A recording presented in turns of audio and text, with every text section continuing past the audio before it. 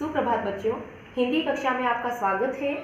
हम पत्र लेखन पढ़ रहे हैं। पत्र लेखन में हमने औपचारिक पत्र का प्रारूप पढ़ लिया, जिसमें मैंने आपको दो प्रारूप बताए, दो फॉर्मेट बताए, जिसमें एक था प्रधानाचार्य को लिखने वाला प्रारूप और एक दूसरा औपचारिक पत्र था, जिसमें हम शिकायती पत्र, संवेदना पत्र, बधाई पत्र, हमारी कोई भी शिकायत होती है तो वो हम पुलिस अधीक्षक है या स्वास्थ्य मंत्रालय है, नगर निगम है, जैसी भी शिकायत हो उसके लिए हम औपचारिक पत्र लिखते हैं। आज मैं आपको अनौपचारिक पत्र बताऊंगी, लेकिन उसको बताने से पहले कुछ कॉमन बातें जो पत्र लेखन में हमको ध्यान रखनी है वो बता रही हूँ। सबसे पहले पत्र बाईं ओर से शुरू करते हैं। बिल्कुल ये जो रेड लाइन होती है, यहाँ इसके पास से हमको पत्र लिखना प्रारंभ करना पड़ता है। औपचारिक पत्र में विषय आता है, सबसे बड़ी बात, लेकिन अनौपचारिक पत्र में सब्जेक्ट यानी विषय नहीं आता। अनौपचारिक पत्र वो होता है जो आप अपने सगे संबंधी या अपने मित्रों को लिखते हैं। तो चलो इसका हम प्रारूप शुरू करते हैं। सबसे पहले अनौपचारिक में आएगा पता। पता आएगा। अब आपको पता नहीं लिखना, इसकी जगह पता लिखना है एड्रेस। किसका एड्रेस आएगा वो देखो आप, जिसने पत्र लिखा है। यहाँ एड्रेस आएगा जिसने पत्र लिखा है, यानी सेंडर और रिसीवर एड्रेस, वो दोनों एड्रेस, यानी सामने वाले का पता और हमारा पता। पहले हमारा पता और फिर सामने वाले का पता। दो एड्रेस जो मैंने बताए थे आपको पता, वो औपचारिक पत्र के थे। हम पढ़ रहे हैं अनौपचारिक पत्र, उसमें एक ही एड्रेस आएगा, एक ही पता आएगा और वो आएगा जो लिख रहा है, जिसने पत्र लिखा है। यहाँ मेरा पता आएगा, मैं पत्र लिख रही हूँ, यहाँ मेरा पता आएगा, ये ध्यान रखना है। औपचारिक पत्र में सामने वाले का एड्रेस लिखना जरूरी है और अनौपचारिक पत्र में हमारा एड्रेस लिखना जरूरी है। और अनौपचारिक पत्र में सिर्फ हमारा पता आता है और औपचारिक पत्र में सामने वाले का और हमारा दोनों आता है। सेंडर और रिसीवर दोनों आएंगे सामने वाले और हमारे दोनों के पते आएंगे औपचारिक पत्र में। लेकिन अनौपचारिक पत्र में सिर्फ हमारा पता आएगा। लेकिन प्रार्थना पत्र जो होता है औपचारिक, उसमें प्रधानाचार्य वाले का फॉर्मेट अलग होता है, सिर्फ उसमें सामने वाले का पता ही आता है। यानी दो बातें ध्यान रखनी है, अनौपचारिक पत्र में हमारा पता आएगा और औपचारिक पत्र में सेंडर रिसीवर दोनों, पहले हमारा फिर सामने वाले का। सामने वाले का उसमें पता आएगा। आपके इसमें कई सारे बुक में जो लेटर दे रखे हैं पत्र, उसके अंदर सामने वाले का पता ही लिख रखा है, हमारा पता उसके ऊपर नहीं दिया गया है। लेकिन सीबीएसई के अकॉर्डिंग पहले हमारा पता लिखना है ऊपर, फिर सामने वाले का पता लिखना है। दोनों एड्रेस आते हैं औपचारिक पत्र में, लेकिन अनौपचारिक पत्र में जिसने पत्र लिखा है। ये सबसे बड़ी बात मैंने आपको बता दी। अब दो लाइन में हमारा खुद का पता होना चाहिए। उसके बाद हमको लिखनी है दिनांक।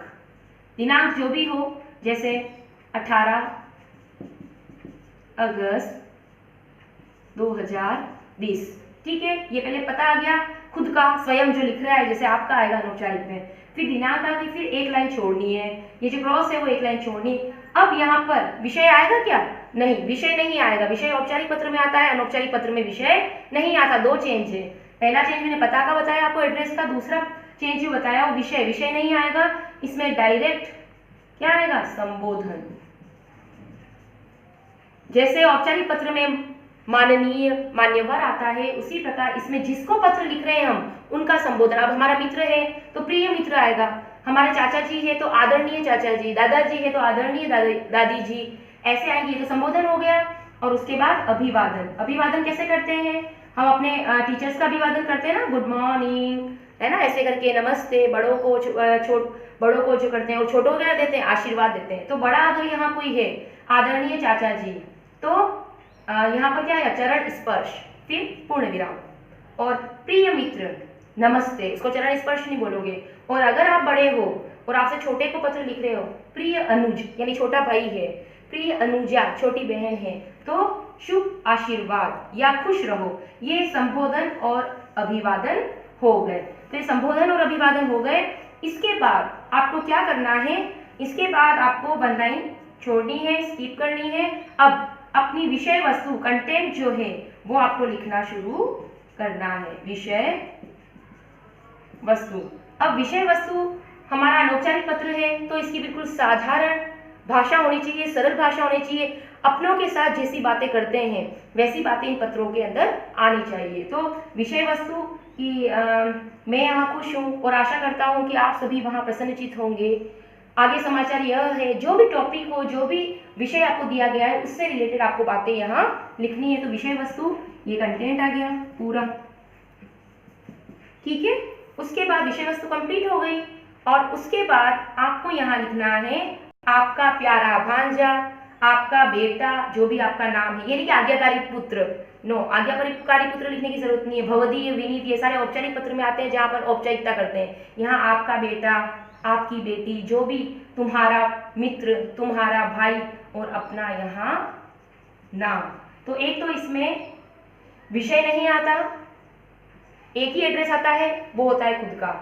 नीचे अपना नाम आएगा, धन्यवाद नहीं आता इसमें क्योंकि अनौपचारिक पत्र है। तो इस प्रकार ये देखो, ये फॉर्मेट इसका मैंने आपको बता दिया। यहाँ जो है वो अपना, आपका प्रिय जो भी है वो नाम आ जाएगा। तो ये था हमारा अनौपचारिक पत्र का फॉर्मेट। अब मैं इसको लिखकर बताती हूँ एक पत्र के माध्यम से।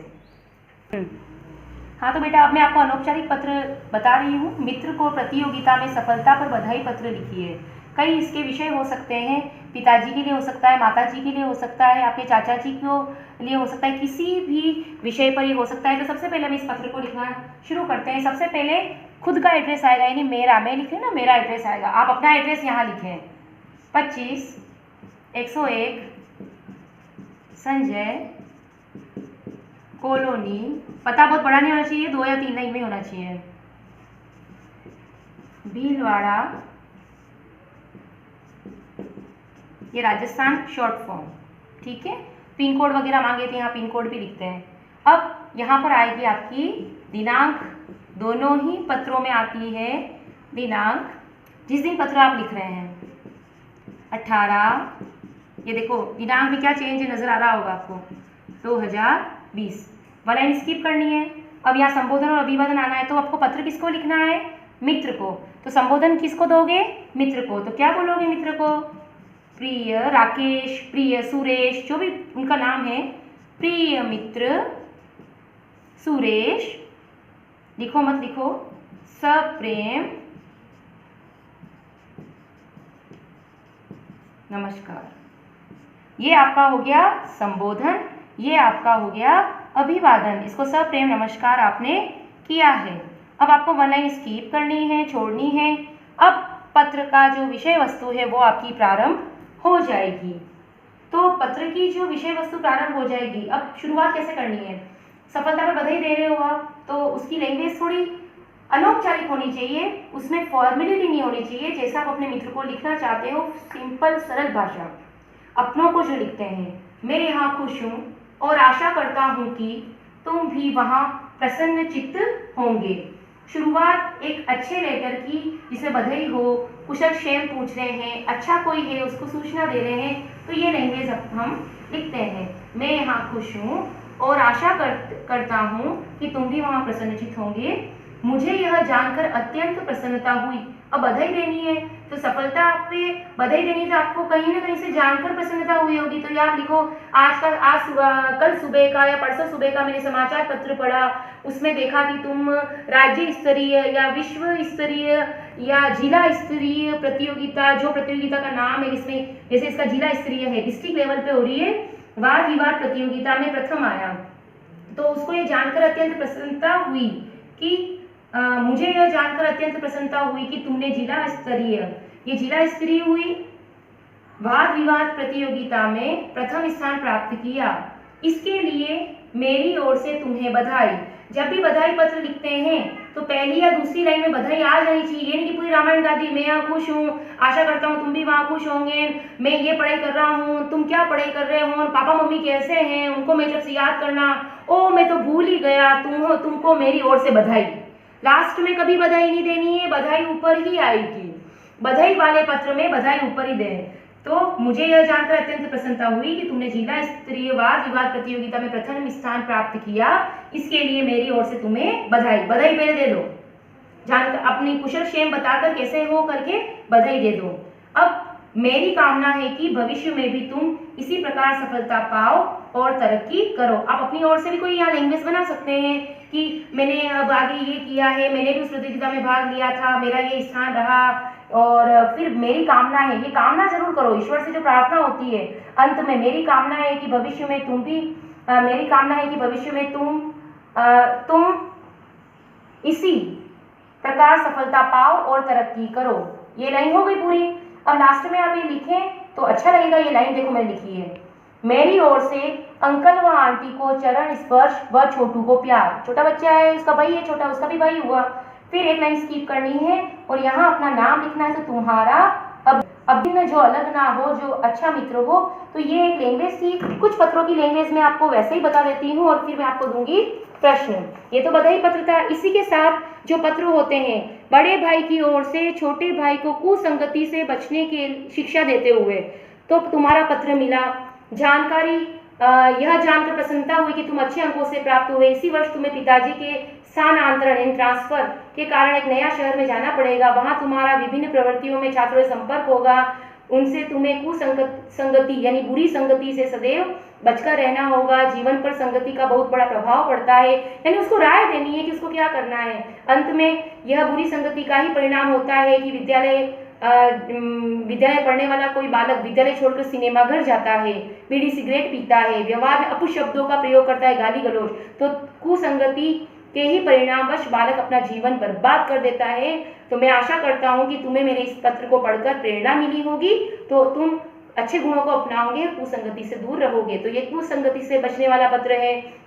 परीक्षा में असफल होने पर मित्र को सहानुभूति देनी है कि मैं बहुत दिनों से तुम्हारी यहाँ पर ये नहीं है कि मैं यहाँ खुश हूँ, मुझे तुम्हें बधाई देनी है, यहाँ पर वो असफल हुआ है मित्र, तो सहानुभूति देनी है। तो मैं यहाँ ठीक हूँ, आशा करता हूँ कि तुम सब प्रसन्नचित्त होंगे। मुझे जानकर बड़ा दुख हुआ कि तुम परीक्षा में असफल रहे। मन को ठेस नहीं पहुँचाना, करत करत अभ्यास के जड़मती हो सुजान, या फिर कोशिश करने वालों की कभी हार नहीं होती। इस तरह की लाइन लिखकर उसको प्रेरणा दोगे आगे बढ़ने की। और लास्ट में यही वाली लाइन आएगी कि मेरी ओर से अंकल आंटी को प्रणाम, या माताजी पिताजी को प्रणाम, और तुम्हारा मित्र हिमांशु। और पत्र हो सकता है पिताजी को माताजी की अस्वस्थता की जानकारी देने के लिए। आपकी माताजी अस्वस्थ है, यानी पिताजी नौकरी बाहर करते हैं, आप माताजी के साथ रहते हो, आपका ही एड्रेस आएगा, दिनांक आएगी, उसके बाद संबोधन बदल जाएगा, आदरणीय पिताजी चरण स्पर्श। तो क्या क्या संबोधन किसके लिए होते हैं मैं आपको ये लिखकर भेजूंगी। और यहाँ आपकी लैंग्वेज बदल जाएगी। ये संस्कृत में भी होती है, मैं यहाँ खुश हूँ और आशा करता हूँ कि तुम भी वहाँ प्रसन्नचित्त होंगे। हम कुशलता के लिए जो लाइन लिखते हैं, अत्र कुशलम तत्रास्तु, यानी कि मैं यहाँ खुश हूँ, आशा करता हूँ कि तुम भी वहाँ खुश होगे। तो ये लैंग्वेज भी आप लिख सकते हैं। तो इसके लिए अलग अलग लैंग्वेज होती है। तो ये था हमारा अनौपचारिक पत्र। आगे देखते हैं हम इसका गृह कार्य। हाँ तो बेटा हमारा गृह कार्य इस प्रकार है। गृह कार्य में आपको 2 पत्र लिखने हैं अनौपचारिक। पहला है अपने चचेरे भाई को परीक्षा में सफलता प्राप्त करने पर बधाई पत्र लिखिए। चचेरे भाई को लिखना है, अंकल का हो, ताऊ जी का हो, भाई को लिखना है। परीक्षा में सफलता, ऊपर आपका एड्रेस आएगा, उसके बाद दिनांक आएगी, क्योंकि आप स्वयं पत्र लिख रहे हैं, अनौपचारिक में वही आता है। उसके बाद संबोधन देना है। चचेरा भाई है तो प्रिय भाई, सस्नेह नमस्कार, ठीक है, नमस्ते। उसके बाद बधाई पत्र देना है, तो उसकी लैंग्वेज शुरू हो जाएगी। तो कैसे दोगे आप इसकी लैंग्वेज में बधाई? तुम्हारा पत्र मिला पढ़कर अत्यंत प्रसन्नता हुई कि इस बार परीक्षा में तुमने शानदार सफलता प्राप्त की है। तुम्हारे 90% अंक आए हैं। 10वीं की परीक्षा का नाम ले लो, यहाँ 12वीं की परीक्षा का नाम ले लो। और उसके बाद तुमने वर्ष भर भी खूब मेहनत की थी, जिसका फल तुम्हें मिला है। यदि तुम इसी प्रकार परिश्रम करते रहे तो आगे भी सफलता की ऊंचाइयों को छुओगे। तो सबसे पहले तो आप उसको लिखकर कि मैं यहाँ खुश हूँ, तुम प्रसन्नचित्त होंगे, मैंने आपको भी जो पत्र बताया था उसी के हिसाब से। और मैं यहाँ खुश हूँ, आशा करता हूँ कि तुम वहाँ प्रसन्नचित्त होंगे। मुझे जानकर अत्यंत प्रसन्नता हुई, या सुबह पिताजी का फोन आया या चाचा जी का फोन आया, चचेरा भाई है तो, कि अत्यंत प्रसन्नता हुई कि तुमने 12वीं कक्षा में परीक्षा में विज्ञान वर्ग में 90% अंक प्राप्त किए हैं। इसके लिए तुम्हें ढेर सारी बधाइयाँ। मैं जानता था कि तुम्हारा प्रथम स्थान आएगा ही, क्योंकि तुमने वर्ष भर मेहनत की। और उसकी वर्ष भर मेहनत के आगे तुम आगे ये भी लिख सकते हो कि वह दिन दूर नहीं जब तुम अपनी माता पिता का नाम रोशन करोगे, उनकी आशाओं पे खरा उतरोगे। अपनी सिंपल सी लैंग्वेज लिखो, जो अपने आशा अपने खुश होकर जो लैंग्वेज लिख सकते हो। और फिर मुझे पूर्ण आशा है कि तुम आगे भी ऐसे ही शानदार प्रदर्शन जीवन में करते रहोगे। चाचा चाची को मेरा प्रणाम, टोनू मोनू को मेरा प्यार, ऐसे कोई भी लैंग्वेज नीचे बना के उनकी।